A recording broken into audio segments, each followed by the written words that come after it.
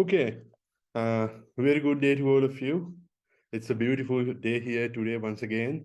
And today we are going to learn a bit more about qualitative research. Now, in the previous week, we already discussed about the basics of qualitative research.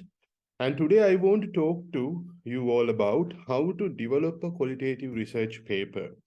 And if we are to do a qualitative study, what are the basic things one should actually consider? So those are the things that I'll be focusing on today's lecture.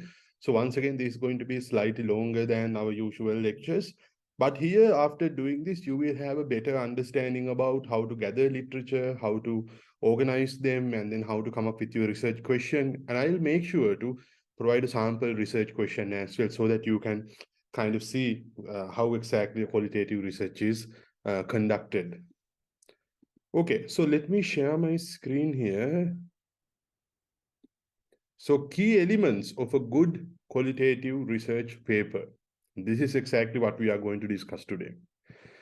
So a little bit turbulent than our usual lectures because there will be some terminology and also there will be areas that you have to critically focus to understand what exactly I'm going to say here, okay? But it's not going to be difficult. It's just that it's a little bit turbulent, okay? So I already told that we discussed about qualitative research in the previous week. Now, we discussed about ethnography, we discussed about grounded theory, and we discussed a little bit about interpretative phenomenological analysis as well. So it is my understanding that all of you have spent some time getting yourself familiarized with these topics and also the stuff that we have discussed in the previous week. Now, unlike quantitative research, qualitative research, it is exploratory in nature. So which means that if there's a specific phenomena that interests the researcher, what we try to do is we try to go deep into it to uncover the nature of the phenomena, what exactly is happening there. So we have a specific group that we have identified. So what are their experiences? What is the depth of this particular problem? How long has this problem been occurring? So likewise, we try to understand quite a great deal of things in relation to socio-cultural, socio-linguistic, socio-political nature. So that is exactly what we do in qualitative research. If I just simplify things a little bit here. So now to help you understand the qualitative methodology or qualitative method, I'm going to take you through a sample question so that you can also have a better understanding about what I am going to say and how this qualitative research exactly takes place. Now, let's review a sample problem. Now, here's the thing. This is a political problem. And uh, this is a hypothetical problem as well. I am not saying that there is a problem like this, but based on the literature that I have gathered, it seems like there is this problem. So I don't want to get into any legal trouble or anything by saying that Sri Lanka has this kind of political issues. That is not my intention. This is for educational purposes. This lecture is for education, but I just need to show how to develop a small argument. Now, a research problem, that is the starting point of a research. You need to have a research problem. You don't have a good problem, there is no research. Now here, I have given a sample research problem. Now, in a usual research paper, a research problem should be demonstrated using a good argument. So all you got to do is to write a good paragraph. And you can, of course, enhance this further if you write a dissertation or if it is for some other thing. But simply put, a research problem, it could be just a single line if it is for a small project, and it could be even one good paragraph. But if you write a paragraph, there needs to be some logic behind this particular problem. What is this problem and what exactly make you derive at this particular problem? Now let's read this. It says here, Sri Lanka's civic space is shrinking. What is civic space? As a citizen, I need to exercise my rights, my freedom and stuff like that. So for that, I need a little bit of space. This space is shrinking in Sri Lanka. So who says this? Human Rights Watch in 2020. So these are all hyperlinked uh, these are all hyperlinks. So if you just click, it will automatically take you to the place. So I am not saying any of this. The respective authors have said these things. I just put them together. Okay, that's the only thing that I did here. And that is exactly what we do when we show a problem. So Human Rights Watch in 2022, they have told that Sri Lanka's civic space is shrinking. And also Sadgunanathan in 2020, she also has said the same thing. So in recent years, Sri Lanka experienced an erosion of civic space. Now, this civic space, it is shrinking, but there's a massive erosion in the last few years. The ability to speak, debate, and communicate is restricted in Sri Lanka. Who is saying this? The Morning 2023. So these are all very contemporary research. Most of these are recent research. So we are showing the problem, but we are using recent research to show that this is exactly the present status of the problem. So both these things are communicated when you use very contemporary or recent literature. So during COVID-19 lockdowns, heavy militarization utilized for contact tracing further displays the degree to which civil authorities were made subordinates by the military, which is not healthy for a country that appreciates democracy. Yes, there are things civil authorities can take place. So if civil authorities don't take control those, but military is intervening, that is not healthy for a democracy. So which confirms, so this particular statement supports the initial idea that I have said the civic space in Sri Lanka is shrinking. So this is how you would support your statement, because I have already given a statement, now I'm supporting it. So, further, in recent years, social activists were detained for gathering in public spaces for peaceful protests. And this is by Monitor Tracking Civic Space 2022. So, considering all these mentioned facts, it is clear the civic space continues to erode in Sri Lanka. So, see, I have come up with a conclusion here. I'm saying, there is a civic space related problem and it continues to erode. Why do I say this? Because I have all this supportive evidence. Without this supportive information, you can't make a research problem. It could be qualitative, it could be quantitative, but regardless of your method, when you have a research problem, you have to support your research problem. You don't support your research problem, you can't proceed. So, moreover, now I am supporting now there is a problem. The problem is civic space is eroding, but why is it important for me? Moreover, it is unclear whether the average citizen comprehends the impact such curtailed civic space may have on the society. And I'm saying, I don't know whether the average citizen knows about this, that their civic space is being hindered or impeded. Whether they know that is something that I'm considering. Now, this is a sample research problem. Now, if you notice here, we have cut right to the chase. We have directly gotten ourselves to the problem. No hanky-panky, no unnecessary explanations. We haven't explained about the history of Sri Lanka or anything. These things you can do in other sections of a research paper. But this is what you need to do in a research problem. So I will further explain these things when we discuss the anatomy of a research paper, like how to structure a research paper.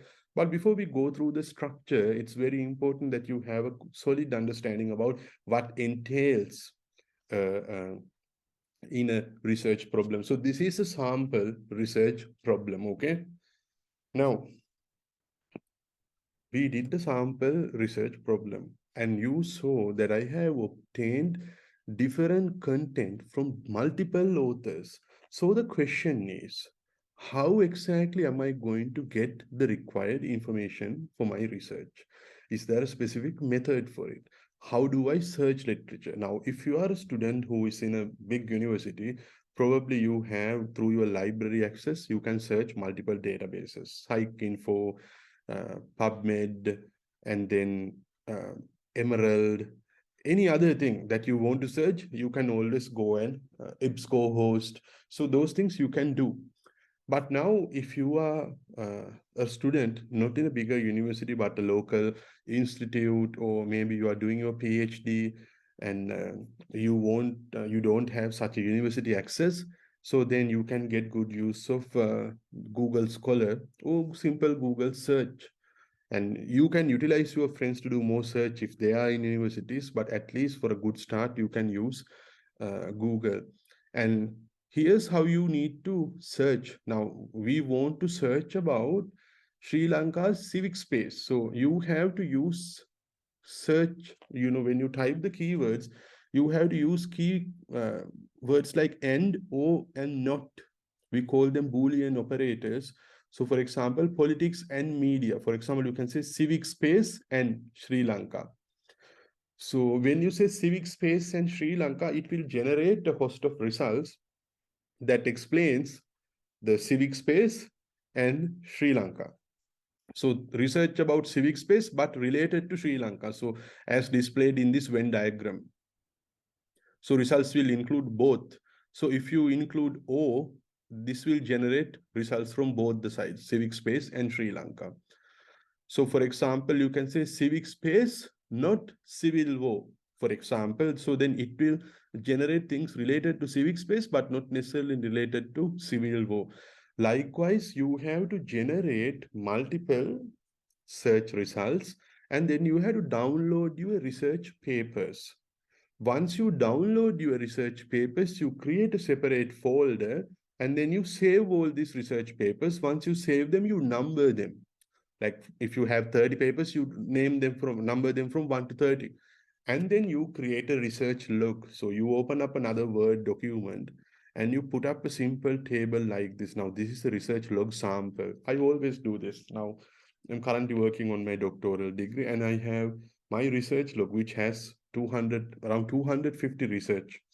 You can use the software for this. For example, if you use Atlas DI. Atlas DI is a data management system. You can easily get this thing done. If you use software like Menly, it can also help you to save all your literature. I think if I'm not mistaken, even through NVivo, you can do this. But I am not a big fan of software. I would rather use my work in a way that is efficient and easier for me. So what I do is I create a table like this. So this table has multiple rows. So if you have 250 papers, then 250 rows, okay? So you write the number here, number one. Number one is the paper that you have numbered as one in the folder where you have downloaded all your papers. And then you write the full reference in whatever the format that you like. So the first day itself, you have written your reference, so you don't have to spend unnecessary time finding these papers. Now, when you download, it's a very wise decision to put a bookmark on your browser as well. So sometimes we have downloaded papers, but the next time we want to find it, it's very difficult. And here and there, sometimes we have found papers, we have taken information from these papers, but we haven't really saved them. So in case if you do this kind of a mistake, it's a wise decision to have a bookmark always in your browser so that you can always backtrack. Now put the number here, put the reference, and read the paper, but note down only the important points. For example, here I have, this is a sample reference, and here I have mentioned citizenship education should adopt inclusive language to help students appreciate diversity. Then most immigrants still feel alienated. Legal alien is still non-inclusive. Alienation impacts civic space. Now, these are some of the key points I have found from this paper. Now, why do I need to do this? If you are a novice researcher, if you are not experienced in this field, there's a good chance that you might not paraphrase things. So when you submit your work, probably you might not pass through the plagiarism checker. Because even though you have given credit to the authors, still you might have high similarity index. So the easiest way to avoid this would be to maintain a research log. You read the paper, you put the points in your own words because these are the most important points. And then you can write some remarks as well. So this is, for example, contemporary research paper on citizenship education to understand more about civic space. Now, when you write your document, when you write your research paper, you refer to these important points and then you structure your thoughts and then you come up with your overall ideas or your paragraphs. Now, for example, if you go through this particular thing right here, the research problem that I have done, what I first did was I got this information. I put them on a piece of paper. And once I put them on a piece of paper, I started to arrange it in a particular way that I can develop some argument. So maybe the first time you do this, you might not get a good argument, but that's okay. First day, you can just work on this as a draft. And then you can slowly improve this. The more you improve this, the more and more it becomes a solid paper. One of the first mistakes that you could do is trying to write a perfect paper from the first day itself. That will never happen. You have to first put your ideas. It's even further good if you can first make a structure. Under the structure or using the structure, you put ideas with the citations because you have a corresponding research log as well. And then you slowly start to improve it every day. Every day, a little bit of improvements. Today I'm just going through this paragraph, I'm changing the next paragraph a little bit, maybe paraphrase a little bit, and all of that. It takes a considerable amount of time to write a good paper. And in my experience, at least, I personally I am not a very experienced researcher. I'm still learning, I'm still doing my doctorate. So for me to write a good paper, it takes a couple of months because I have my classes to teach, and then I have to do my other housework and all of that. And then I have to do my other private work. So I have some time, but still every day I write a little bit. And as a result, it takes some time, but that's okay because you are slowly progressing and you have to take this time as well. And one other good thing about maintaining a research log is, let's say, regarding civic space, what has happened in the last 5 years. So then you can observe the general trends. This is exactly what was happening 2016. This is what was happening in 2018. So qualitative research is evolving. Unlike quantitative research, in quantitative research, you already have hypothesized. So you have a hypothesis, you go and do that. But in qualitative research, it is ever evolving. So based on your literature, you can further decide, okay, is this really the thing that I want to study? Can I slightly amend some of the things and so on? So when you get your new literature, you can further fine tune your research project. So this is a very important thing. And literature, finding literature, putting them together, fine tuning this and all of that, it takes so much of patience. You can't run this. This is not a sprint. Everyone says, when they talk about degrees, when they talk about research, especially doctoral level, they say this is not a sprint but a marathon. So when you do a research, take your time. It's very important. When you want to start a research project, if it starts in the next semester, if you have free time this semester, start it today. You don't need to wait until the next semester to start your research. You start already to, gather your literature, just go around it, play around with the software and all of that. So this is how you gather literature. And you have to gather literature that supports your perspective. You have to gather literature that opposes your perspective as well. So both these things are very important to generate a solid research. Okay. Now, once I find my research problem, how do I know my research problem is actually a worthwhile problem or not? How do I do this? Now, uh, something that I usually do is doing a root cause analysis. For example, now we know our problem in this specific example is Sri Lanka has a shrinking civic space. Now, that is the problem. Why do we have a shrinking civic space? And probably you might get an answer. Let's say due to certain uh, policies the government has enacted. So why has those policies are being enacted? What's the reason?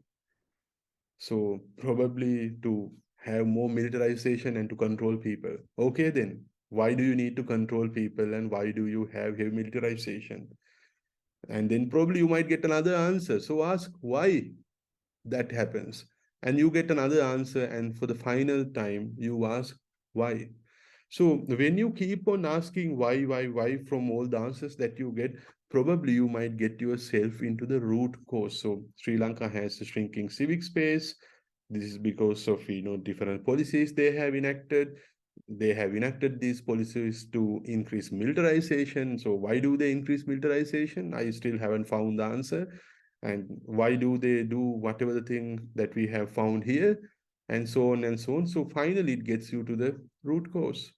So now, at first, this is just a small research problem, but now with the help of literature and all of that, you are making this into a much more stronger research problem, because justifying these things is extremely important to develop a well-balanced, sound research project. Especially in qualitative research, more than quantitative, you have to definitely justify this very well. Because sometimes the ones that you are searching, you might not find so much of literature. And especially some of these topics could be very sensitive. Now, that's why I found a topic like this, because this is a political problem. And within this political problem, there's discrimination and a whole lot of other things as well. So you might have to focus on all these things, and which requires finding good literature and also justifying things very well. So once you have this, now you can come up with your research objective and questions. Now, similar to quantitative research, in qualitative research as well, you would need to have research objectives and questions. Now, this research objective and question has to be logically derived, which means based on the problem that you have to come up with the objective and you have to come up with the research question. Now, for you to do this, when you gather your literature, I would encourage you to go through seminal papers, historic papers, and contemporary papers. Now, seminal research papers are the key papers in a specific area. Now, if it is civic space, who has discussed civic space in Sri Lanka, for the first time? Or maybe, who has discussed about civic space maybe in the 19th century or 20th century, who has first discussed this thing? Now, those are seminal research papers. And then we have other historic research papers where people have discussed these kind of things for a long time. This will help you to develop the chronology of the discussion, how this has started, how this has moved to the other side, how it has progressed to the contemporary times. So for contemporary times, then you have to find contemporary research papers, which means recent papers. What's the situation right now in Sri Lanka about civic space? So you have a clear idea about what exactly is happening. Now, these things sometimes you can include in your literature review as well. So literature review is your second chapter if you write it in a dissertation, and this introduction is your first chapter. But these two chapters should communicate very well with each other. So your research objectives and questions would come in the first chapter itself, but that's okay. You can further support those research questions and objectives in your second chapter, which is the literature review in a normal dissertation scenario. And even in other research paper scenarios, you could do the same thing as well. So now, for the problem that I have developed, which we went through, I have now come up with the objective. So my objective is to understand individual perceptions of exercising civic space. I am interested in understanding how people feel about their experiences on exercising civic space. So I'm going to talk to people to understand what they think of civic space. I'm not going to find what exactly the government is doing, because I can find those research from literature, but I am going to ask about what people think about this. Because if you go through my problem, I am saying it is unclear whether the average citizen comprehends the impact such curtailed civic space may have on the society. My concern is about the citizen. My concern is about whether they know about these things or not. So based on the literature that I gather through these methods, based on my problem statements and all of that, my objective is to understand individual perceptions of exercising civic space. So this is very idiographic. I'm concerned about the single person. So my research question is, what are individual perceptions of exercising civic space? Now, here's the thing. When you do this kind of work, it's extremely important that you have a smaller set of objectives. If you are at undergraduate level, even one objective, one research question is more than enough. If you're at postgraduate, maybe two research objectives and two research questions would be more than enough. Doctoral, maybe three, four, and three, four research questions. Because the more you include, the bigger your research becomes. the more you would want to justify, the more complicated it becomes and all of that. So if you have one objective, make sure you have one research question. So these qualitative questions assist in the exploration. Now see, this is not a close-ended question. This is open-ended. What are the individual perceptions of exercising civic space? So I need to explore this to understand what people think about this. Maybe not everyone is equally aware of these kind of things. So, but I right now I don't know what exactly are the perceptions. So I am open book, blank canvas. So I need to go and talk to people to understand what exactly is happening here. So do I need to have a hypothesis? So qualitative research do not require hypotheses. So since we are not interested in proving anything, all we require is a solid research problem and supporting literature to start, okay? So you can collect your data through interviews, one-on-one interviews. Sometimes we can talk to a person at once. If not, we can do focus groups where you talk to multiple people at once. You can sometimes go through documents. These documents could include letters, diaries, policy documents, newsletters, newspapers, videos, images, and anything, even artifacts as well. So this all depends on the type of research that you do. So what this means is you need to have a good literature review to support your research problem, objectives, and questions. So in your first section, once you have a good problem, objectives, and questions, you need to have a body of literature that supports what you have come up with earlier. Okay. So here I have given an overview of qualitative data and quantitative data. So quantitative data, we know those are numbers. When we did the correlation, you probably must have seen that that is 100% based on numbers. We don't deal with words. But here, this is based on the descriptions, personal narrations of people.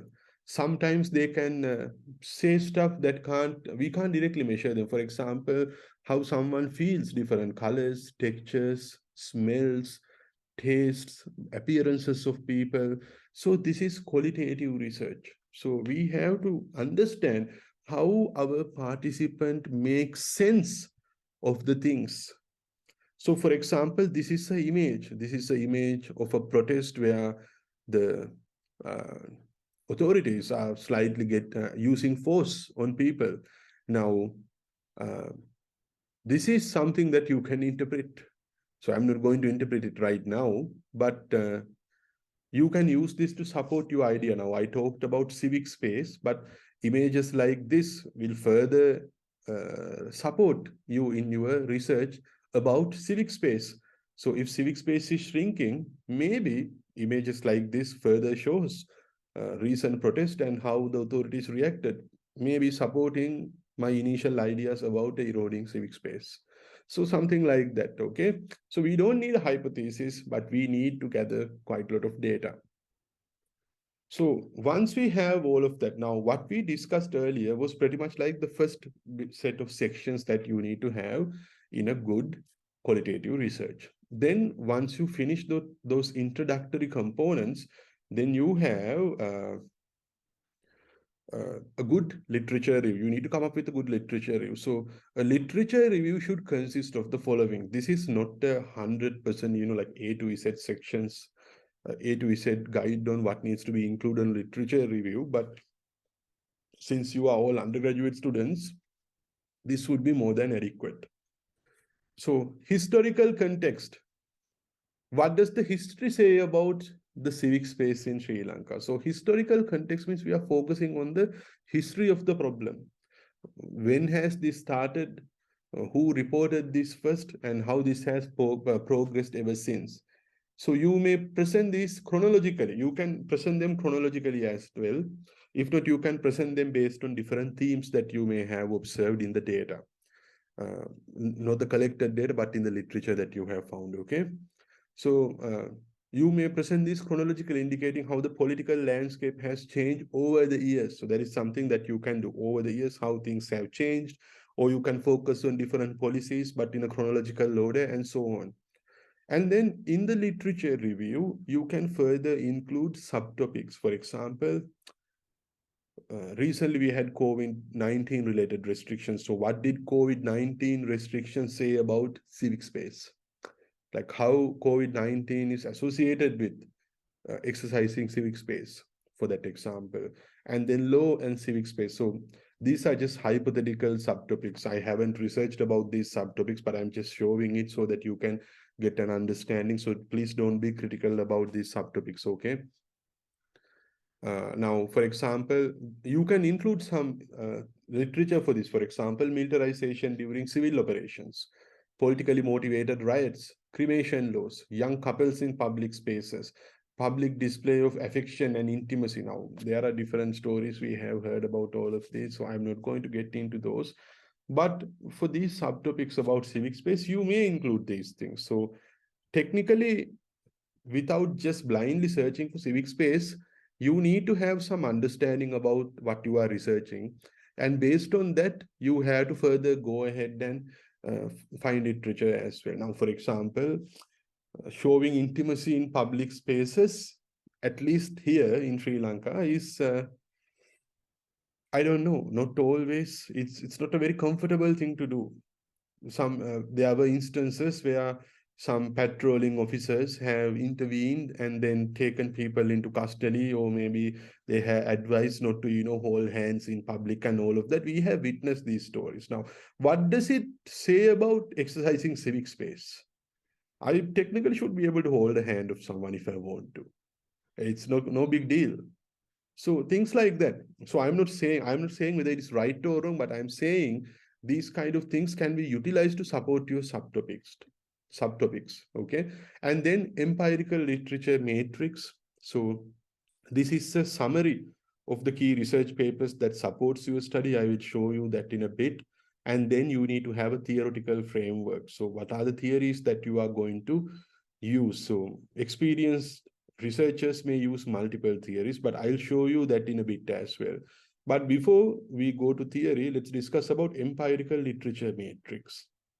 Now, in a good literature review, once we have explained what we want to explain, using the contemporary literature, we can develop an empirical literature matrix. So what happens is you create a table, you put the author's name of a specific paper that is of very interest for your research, and then you write the year of publication, and then you write what are the key findings. So here I have mentioned Sadgunanathan 2020.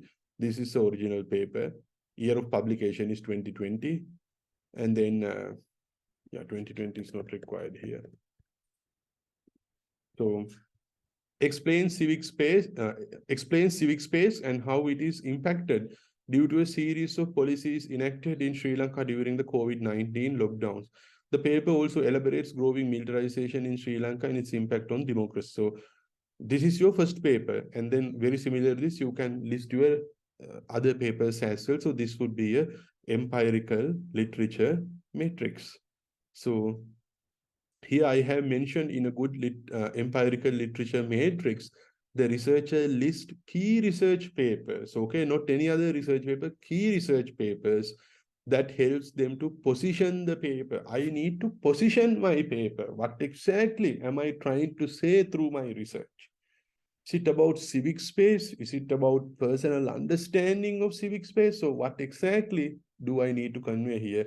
And what are the papers that help me to develop this problem and do my research? So those empirical papers means real research has been carried out. So those papers have to be listed. So a good rule of thumb is to obtain papers published within the last 5 years, because these are changing always. The political landscape of a country is changing, so make sure you use contemporary papers. So in the absence of recent publications, one could utilize slightly older ones, but as a rule of thumb, make sure to get recent ones and make sure to get peer-reviewed research papers, not just any research paper from some predatory journal. You have to always go for good peer-reviewed papers. So that is something to note as well. Now, once you have this, then you can go to a theoretical framework. Now, we discussed about civic space. We have gathered literature about civic space as well. But we need to have a theory to explain this problem. And we have to use this theory to further explain how doing this research can help address the problem as well. So using theory, we can explain this problem as I just said, and good research must always be grounded in good theory.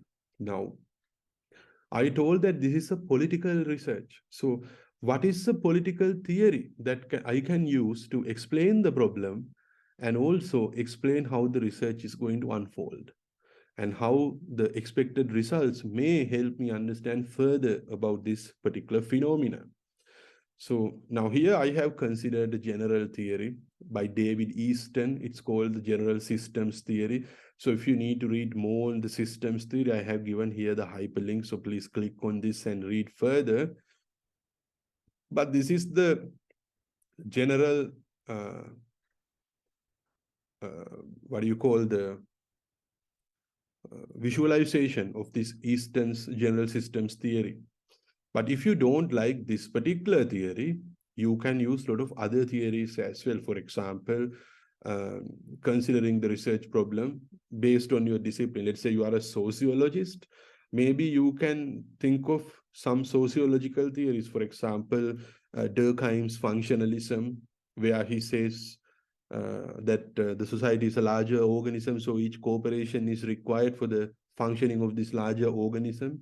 Then you have Karl Marx conflict theory, where he says that the society is always in a fight. The two parties in fight are those who have and those who have not, bourgeois and proletariat.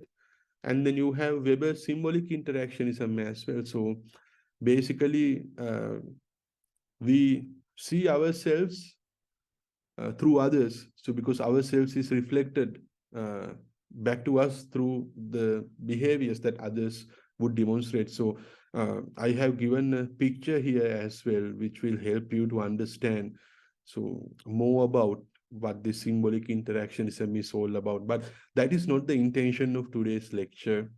So, but this is me just trying to show you what exactly is meant by different theories. So, depending on the field that you are in, you may have to use different theories. So if you are a psychologist, maybe you can, or a psychology student, maybe you can use psychological theory like social cognitive theory and so on, psychoanalysis and so on. So whatever theory that you use, it should explain the problem. It should make you understand the problem better, and it should help you in interpreting the problem further once you obtain your results as well. So those are pretty much the required information. So I have given here a policy paper that I have written as well. I will give the link down below so that you can further go ahead and read this as well. So if you have my presentation, you can just click on and check as well. Now, once you have all of this, you have completed your first two chapters, if it is a dissertation, or basically first two sections of a qualitative research paper. Now, the next thing that you have to do is selecting your research paradigm and approach. Now, last week we were discussing about ontology, epistemology, and methodology. Now, based on your ontological and epistemological assumptions, you should select a desired method. Now, you can either use quantitative, qualitative, or mixed methods, but now this is of course a qualitative research, so we are going to go with qualitative. And under qualitative, now here, I think we can focus more on interpretative phenomenological analysis because the study is about exploring experiences of people. So considering that I want to explore the experiences of people, I think interpretative phenomenological analysis would be a better fit. So further, interpretative phenomenological analysis helps us to gather more information about the experiential elements of people, like what are their real experiences and all of that. So it helps us in that regard. So if you are interested in watching more about IPA, You can go through our previous lecture as well. And those who have this presentation, I have given a link here, which will direct you to a video of John Naismith, who speaks about interpretative phenomenological analysis and how exactly that entire research process works. That is available in YouTube for you to just search and watch as well. So once you have found all of this, once you know your method, then you have to collect your data. So in a good IPA study, data can be collected by few methods. First, you can do one-on-one interviews. Now, how many interviews you need to do, that varies, but anything about 1 to 25 is more than okay. But I usually don't recommend you to go for 20, anything like that, because it takes heck of a lot of time to analyze this data. Because now you have to interview, then you have to transcribe, and then you have to analyze. It takes so much of time. So uh, qualitative research, and also specifically IPA, is about the depth more than the breadth. So if you have anything like 8 participants and so, that is more than enough. And your supervisors might probably say go for bigger samples, but please don't go for it, because it's going to be very difficult to analyze. So I have mentioned here, a bigger sample is like being the author of your own misery. So don't let that take place. And focus group interviews, you need to have 3 to 6 participants in a focus group. These focus groups are very good to identify how people agree and disagree about certain things. Because when you gather people, informants for your study, you have to gather individuals who have experienced a specific phenomena of interest or phenomenon. So let's say civic space of Sri Lankans, then your participants are essentially Sri Lankans. So then you can get 3 to 6 Sri Lankans in one group and see what they think about civic space. So sometimes some might agree on certain things, some might disagree, but that's okay, because those are good data for you to understand more about the problem that you have already mentioned. And then you can do a document review. So documents include newspapers, social media posts, bulletins, newsletters, letters, diaries, and stuff like that. Now, even that image that I showed previously, this one right here, this is something I got from a newspaper. So things like that are very important. So while you do this research, you can also focus on the body language of the participants, and you can further probe into these things, because we use semi-structured interviews, and you can video record your interview so that you can further support this, not when you present, but it will help you in the overall analysis. So these are some of the things that you can do to improve the quality of the work that you do. So as I said, for this data collection, other than the document review, if you do interviews, you would be doing semi-structured interviews. So semi-structured interviews are very flexible. You have a set of guiding research questions, but depending on the answers people give, you can ask probing questions. Now, I have given some sample questions here for the research topic that we developed. Now, this is not 100% correct, but I'm just showing you a sample. Our question is about exercising civic space and what are people's perceptions about exercising civic space. So I am asking these interview questions. Can you elaborate how often you express your ideas or opinions on matters of public interest? Can you explain instances you may have experienced where law enforcement has forced you to obey their command? Do you think Sri Lankans have freedom of speech? Can you explain? Have you taken part in public protests in Sri Lanka? Why or why not? Now, these are all open-ended questions, and you can further fine-tune these to get individuals or informants to explain things further. Remember, you are not getting people's opinions, you are targeting their experiences. You need to get their experiences, not opinions. So this is very flexible, and it is very iterative. So you can amend as you go. Even the interview guide, you can slightly amend as you progress. And this works well with individuals and groups.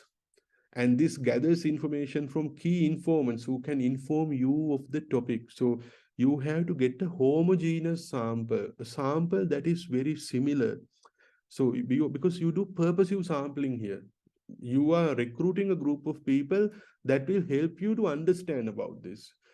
So if you find someone who has all the freedom that he can exercise in this country, he might probably say, I don't know about civic space or anything. So you have to get a person who understand this concept, those who have experienced these concepts, then that we are talking about, then it would be much more worthwhile for you to do this research. Since our sample is very low, we need to get people who have definitely experienced this, okay? So you can get the participants' perspective through these interviews, and this would be a deep exploration of participants' thoughts and experiences. So IPA, of course, uh, is is similar to cognitive. It's kind of like it has something to do with the cognitive process. So this has emerged in the field of psychology, and it's very good to understand about people's thoughts, and because we are talking about perceptions, and I didn't say that these perceptions could be functional or dysfunctional. That is up to you to interpret. But sometimes, just like very much functional thoughts and similar to functional thoughts and attitudes and beliefs of people, when you talk to informants, you might notice dysfunctional, maladaptive, and rigid thought process. So then IPA is very good for you to understand these cognitive patterns of people as well. And if you have certain theory that supports you further, then utilizing that theory, you can further explain these things as well in depth. So this is why this is a deep exploration into the problems, and you are trying to understand the depth of the problem that we are dealing with. It's not that surface level. So when you go deep, you will understand more latent issues. These latent issues will be manifested all the way up on the surface, but our interest is to understand the core issue. So often the sole data source for a qualitative study is interview. So you got to do these interviews very well. You have to know your interview guide, A to Z, what exactly you want to do and all of that. And you have to be very confident about what you want to find. But then again, you have to have a very open attitude, a phenomenological attitude. We are not expecting people to give a specific answer. We are not expecting them to behave in a specific way. Whatever they say, it's their experience, and it's your job to make sense out of it. That's the interpretation process. He is interpreting his experience. I am interpreting what he has interpreted. So that is exactly how we are going to do this.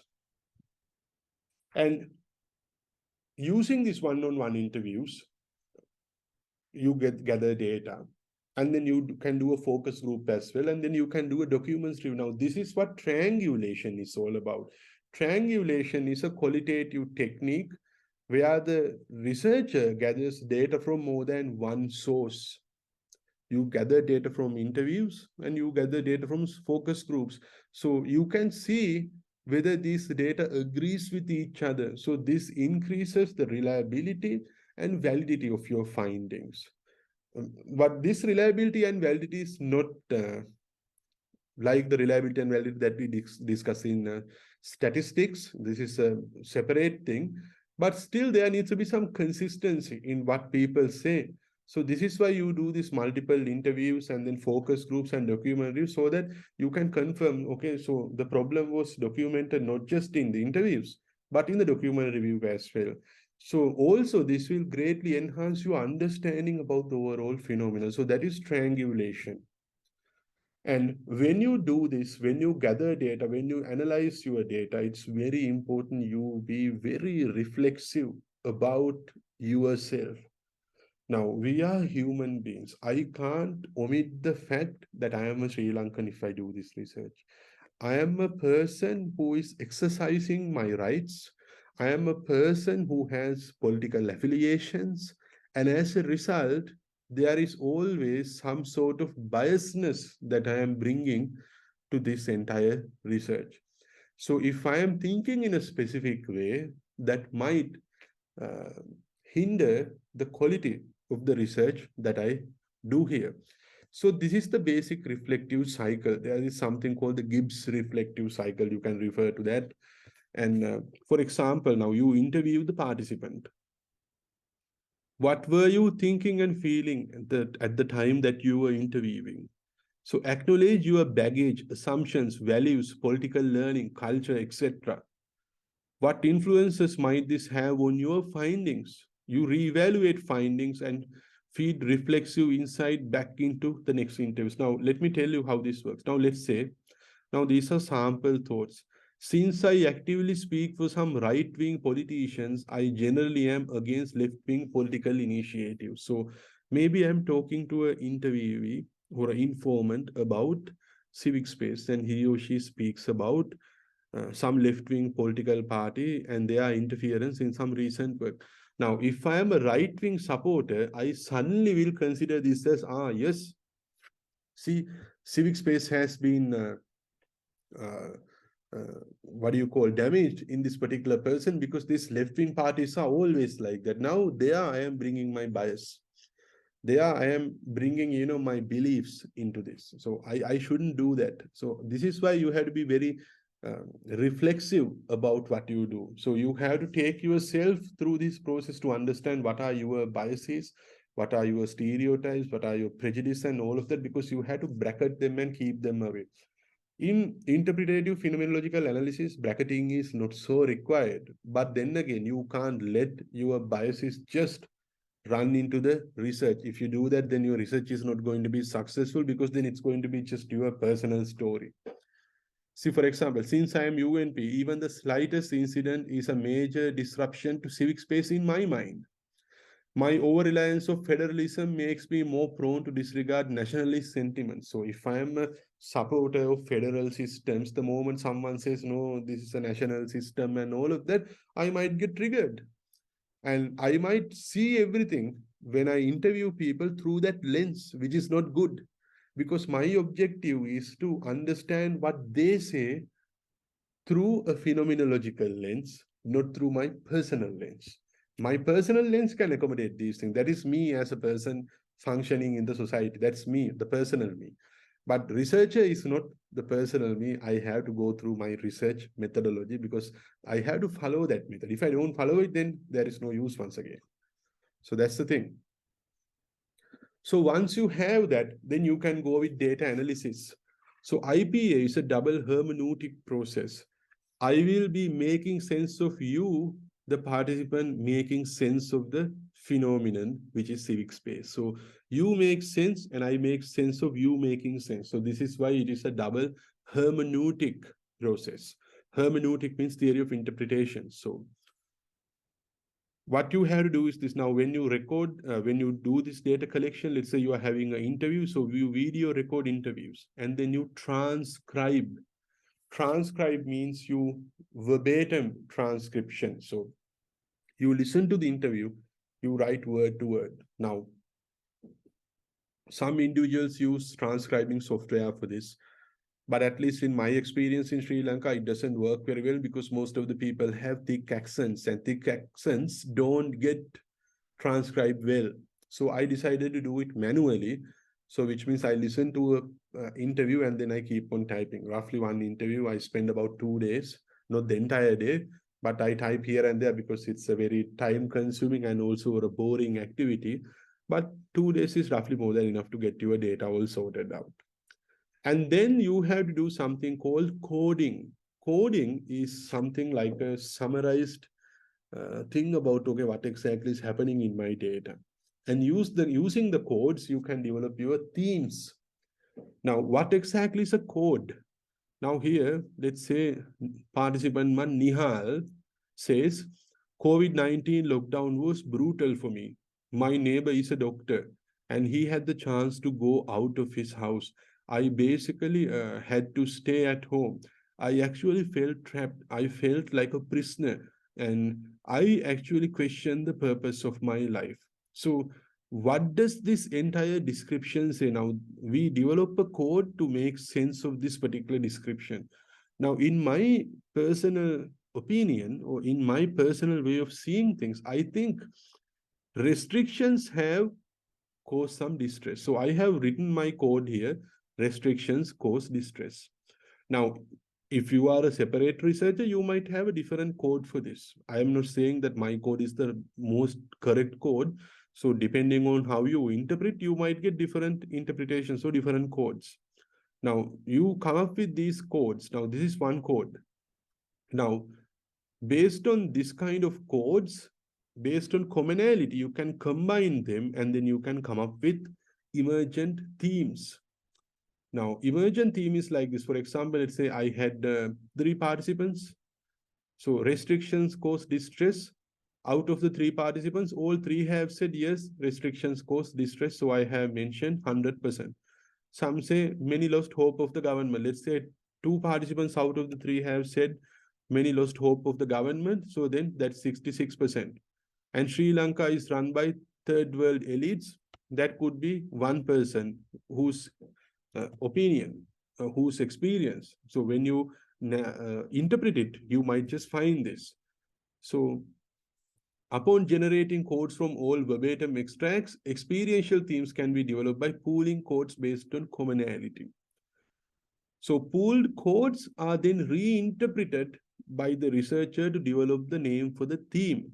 Like for example, just like Nihal, many others may have said similar things. So if all of them, if you have come up with similar codes like restriction, causes distress for each one of those, so when you put all of these together, what exactly would these things say? And based on that, you develop your theme. So to do this data analysis and all of that, it will require a separate lecture to show you very systematically how exactly this process would work. I can take you through some examples for that, but that will take a lot of time, and that, of course, is not required for this particular level. But in later lectures, I might actually, upload additional videos to help you understand about qualitative data analysis. Okay, so this is a very complicated process, and you should be very mindful about uh, the data analysis process and what is going inside your mind. And it is good to read your data multiple times, not just once, but read it again and again to see whether your interpretations are correct or whether you have captured everything. Now, if you use a software like NVivo in this kind of a situation, that would be much better. But even if you don't use it, that's fine. You can always do it manually. I do it manually. So I usually change my themes also a few times after reading verbatim scripts. You can't just go through it once and come up with your themes and say, look, my themes are all done. No, you have to read it again and again and again until you get a clear idea about your themes. Now, let me show you an example.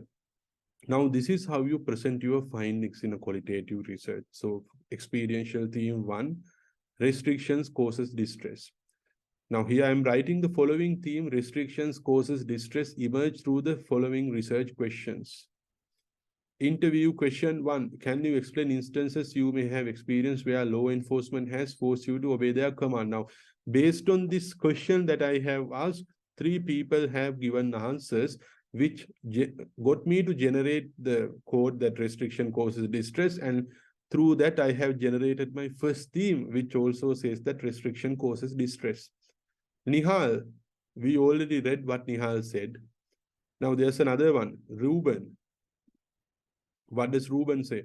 My wife had cancer. It was COVID times. My wife was in a secluded bed. I was able to visit her, but the doctor did not even bother to really see her. He treated her while staying outside the curtain that separates the bed and the rest of the ward. Why would anyone do that to my wife? She didn't deserve such harsh treatments. There's another participant, Raghavan. I ran out of alcohol. And I think government closing down liquor stores due to political problem is a terrible idea. I took the risk and went to a friend's house disregarding curfew. On my way home, I was caught and remanded.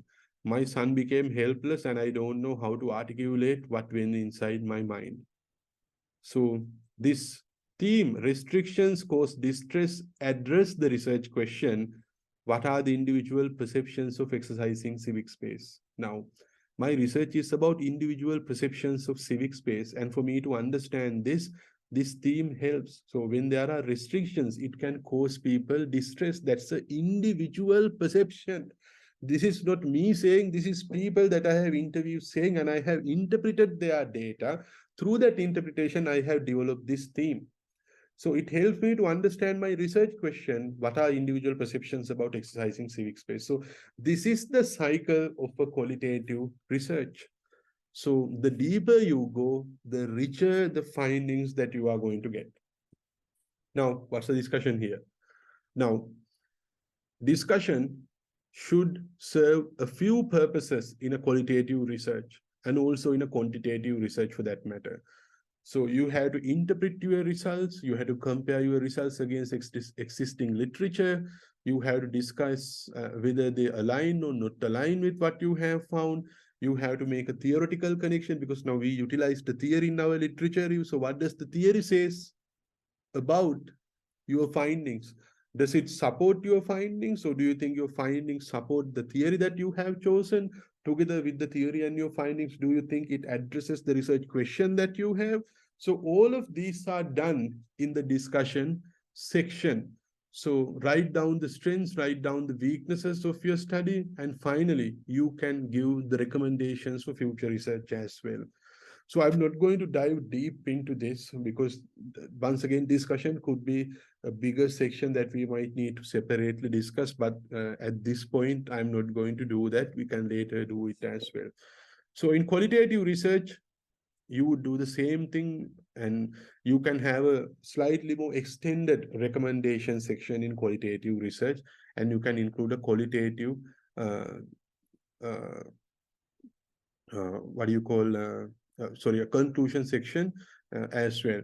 And for you to understand more about discussion sections and also qualitative research papers, I have given here two samples. This is one paper that I wrote myself, and this is another paper I found from internet. You can go through these papers to understand the full qualitative research, how exactly these papers are written, how each of the sections are introduced, and what exactly they have displayed. Now, I have given some information about the publication process as well. You can read this on your own, but this is exactly what you are requested, or what you are rather required to do to understand more about qualitative research. So, as I said, it's slightly turbulent, but not very turbulent. And these are the key elements of a good qualitative research that I wanted to discuss with all of you today. And it is my understanding that this will help you to have a clear understanding about qualitative research. So in maybe later sections in future, I will include more information about how to do qualitative data analysis and things like that.